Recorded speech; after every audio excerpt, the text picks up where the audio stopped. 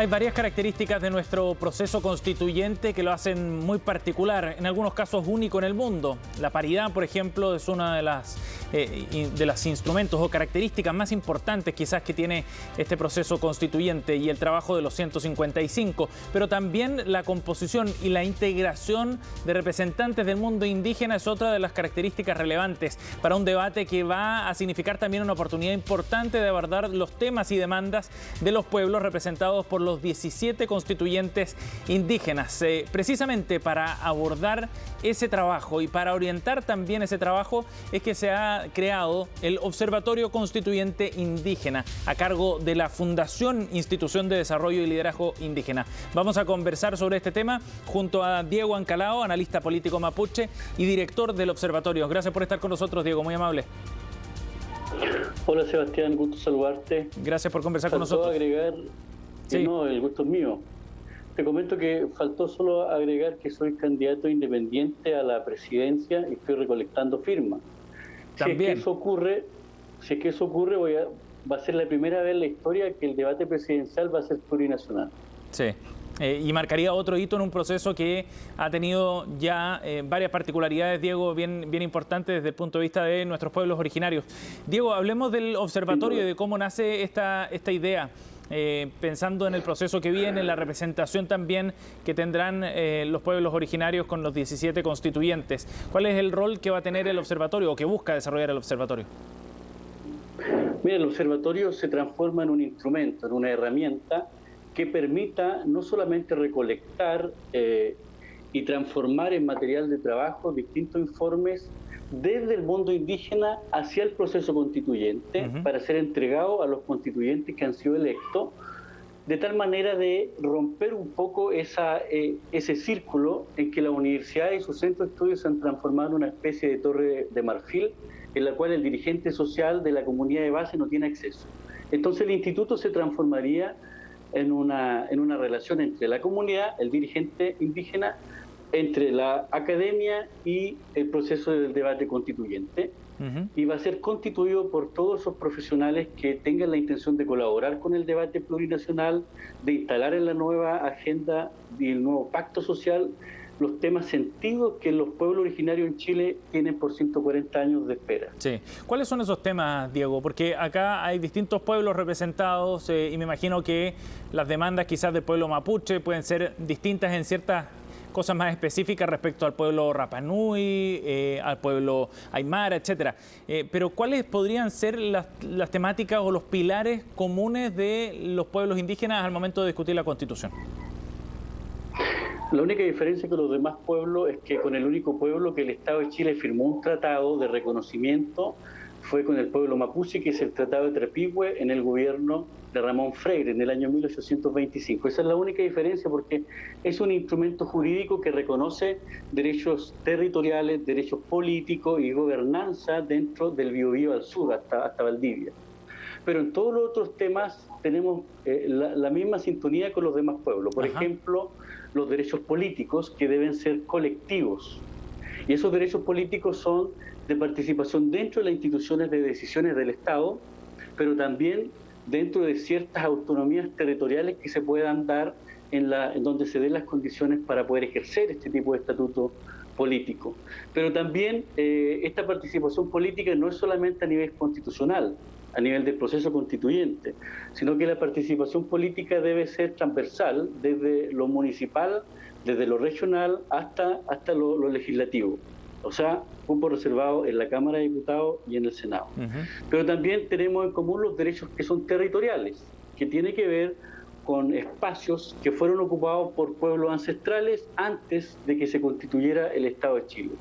Otra de las demandas que tenemos en común son los derechos económicos, por ejemplo, que el artículo 20 de la Convención de Derechos Indígenas de las Naciones Unidas reconoce estos derechos colectivos y que habla de esos pueblos que fueron desprovistos, que se les usurpó sus instrumentos de desarrollo, ya sea económico o cultural o productivo, que deben ser restituidos, y si no pueden ser restituidos deben ser compensados. Entonces, esto va en relación con aquellos pueblos. Sí. Pero además de eso, cuando hablamos de lo territorial, hablamos que el agua es parte del territorio, por ejemplo, y entonces se tiene que terminar con que se le entreguen las tierras a las comunidades mapuches, por ejemplo, pero el agua esté inscrita a nombre de Walker. Eso es una cuestión que debe ser resuelta. Diego, entonces, en ese sentido, ¿tú dirías que la posición de los 17 constituyentes indígenas en la Constitución va a ser bastante homogénea? Porque eso facilitaría mucho también la forma en la que se plantean los temas respecto a los pueblos originarios en particular. O sea, va a ser homogénea, pero al mismo tiempo va a tener cuestiones coyunturales, porque entre los Aymara y entre los Selknam hay algunas diferencias por las características propias de los pueblos y de la ubicación geográfica. Pero, por ejemplo, uno de los temas medulares de este proceso constituyente es plantear una nueva relación entre la persona y la naturaleza. Por ejemplo, los mapuches nunca hubiésemos asesinado a la madre tierra como se está haciendo hasta hoy día con una sobreexplotación. Entonces, ¿qué quiero decir con esto? Que la nueva Constitución debería tener como pilares lo que es la suma causai, que tienen los quechuas, la suma camaña, que tienen los atacameños, o el comemonguén, que tiene el pueblo mapuche, que dice lo siguiente: dice que los derechos de la naturaleza son inseparables de los derechos de la persona. Perfecto. Comprender esta unión entre derechos de la gente, de las personas y de la naturaleza en uno solo, lo que constituye en el fondo es la posibilidad de preservar la especie humana. Porque la separación de esta unión es la que tiene hoy día en peligro, digamos, no solamente el agua, el calentamiento global, lo que está en peligro hoy día es justamente la especie humana.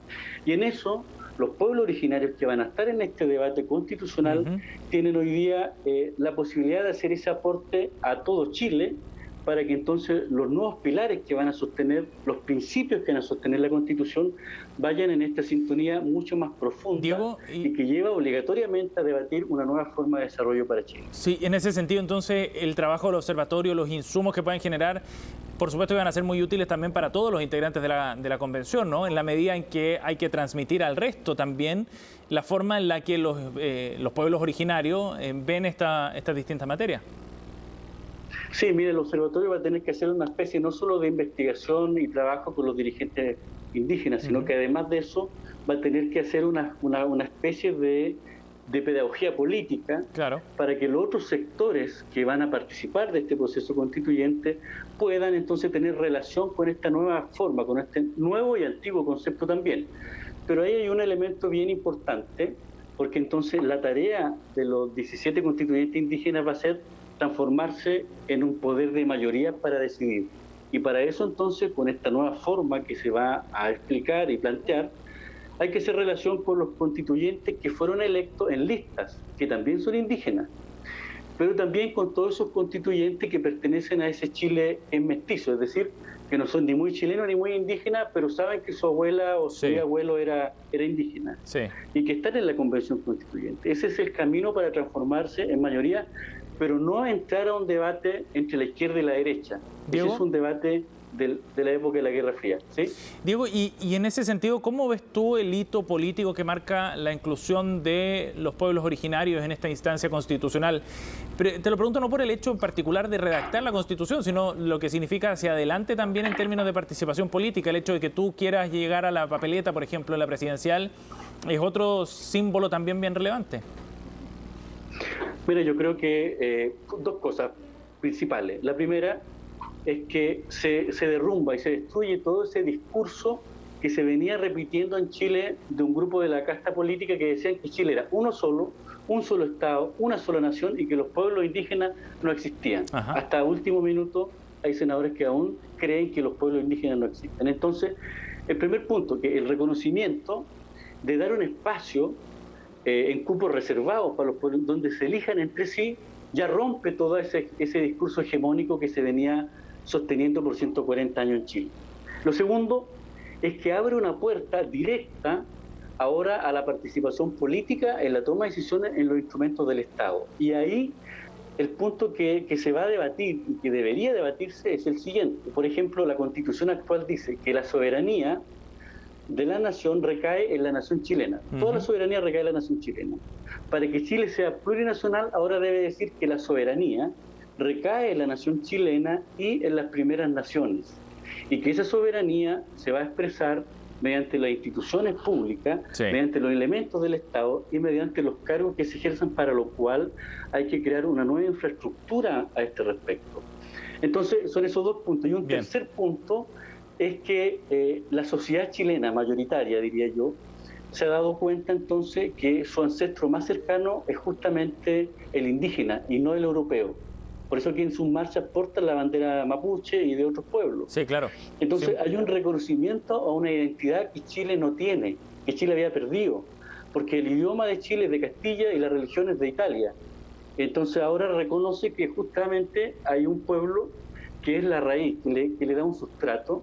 Entonces el otro aporte a este debate constitucional bien, es justamente a contribuir a la propia identidad de Chile. sí, Es claro. una cuestión que antes nunca había ocurrido.